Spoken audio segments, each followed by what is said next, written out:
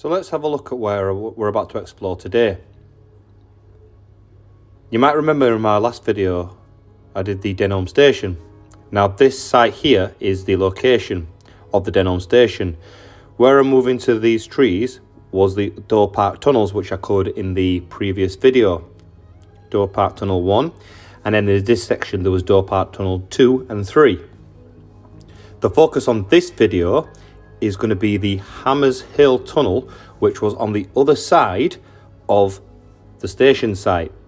So if you take just a little glance down here, where I'm zooming in, this is where the Hamershill tunnel ran through. This is the southern portal, and the side we're going to explore is the northern portal.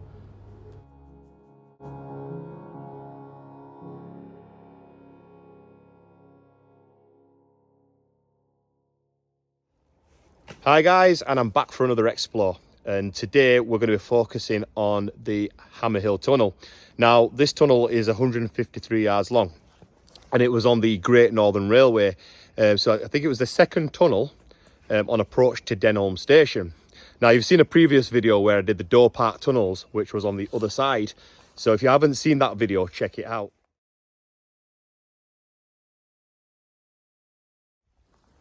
So just behind me, I found the portal, and it looks like it's actually accessible to get in. So we're going to go take a little tour in there, see what condition the tunnel is in, and hopefully it'll bring back some good history. So just before we go in, this looks like a little bit of some kind of railway remains, some sort of retaining wall.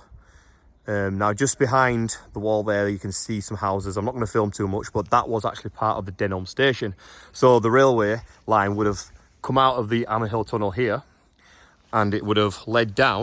In fact, you can see a railway sleeper here, just hiding underneath all this boggy approach. So as you can see, the line would have continued and passed through there.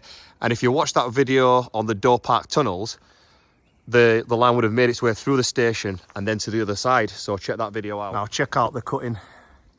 It's steep, probably about 40 or 50 feet.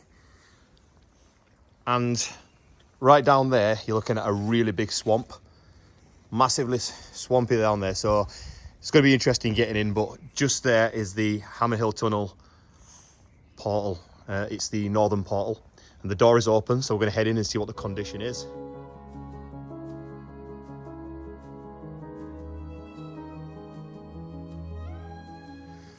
So after a very tricky get-in, we've managed to get in.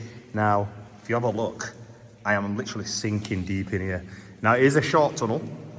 It's going to be a real challenge to get through. But we're just going to check, see what the tunnel condition's in. Now, like I say, it's only 153 yards. So we're going to navigate through and see how much we can actually explore. So that was the northern portal of the Hamershill tunnel. Yeah, so the first part of condition, really muddy on approach, very swampy down there. But as you get kind of towards the centre, it kind of hardens the floor, so we're not going to be sinking. So the tunnel itself looks to me like stone at the bottom and kind of red brick. If you just look at the brickwork up there, it's kind of like the Door Park tunnel, switches from stone and brick. So just down there's a refuge hole. There's not many in here, but there is one there. And you can see like a cable anchor on the left, just, you might not be able to see it. Another one on the right here.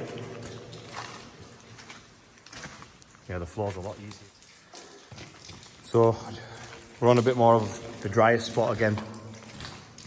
The tunnel seems to be in very good condition. It's a little bit trickly with water. A bit of soot up there.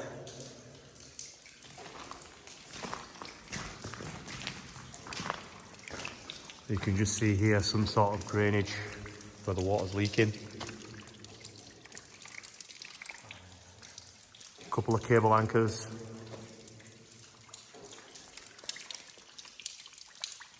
It's another refuge hole, or recess.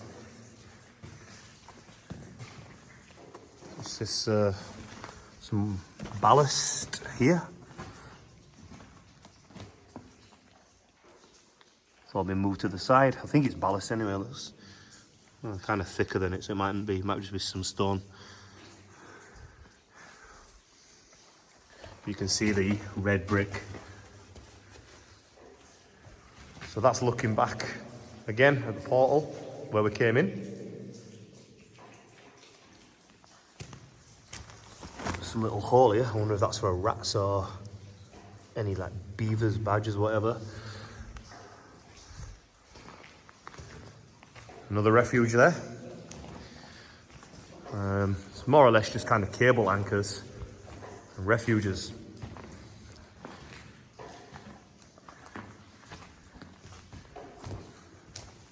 Well, this tunnel is in absolutely, apart from the swampy side of it, pretty good condition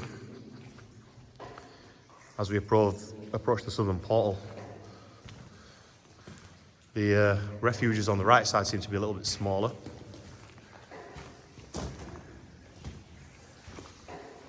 Now, I think this tunnel was built for 2 lines, so I think it was a double bore. You can see by the width, you can always tell a single bore. And I think there were 2 tracks. I'll have to check that one out. Just on the refuge over there. You can just see a few damaged bricks there. I'm not sure if that's due to collapsing or vandalism.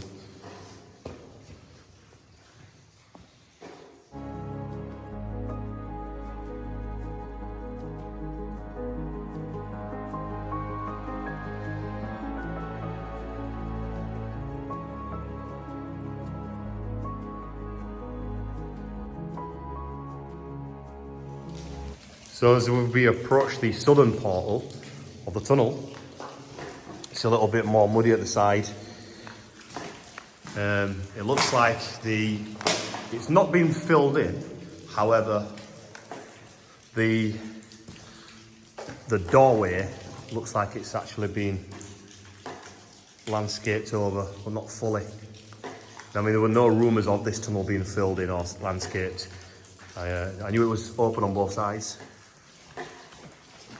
So the tunnel, if you have a look back there, it's got a slight curve actually. I didn't actually realise until we got to the other end.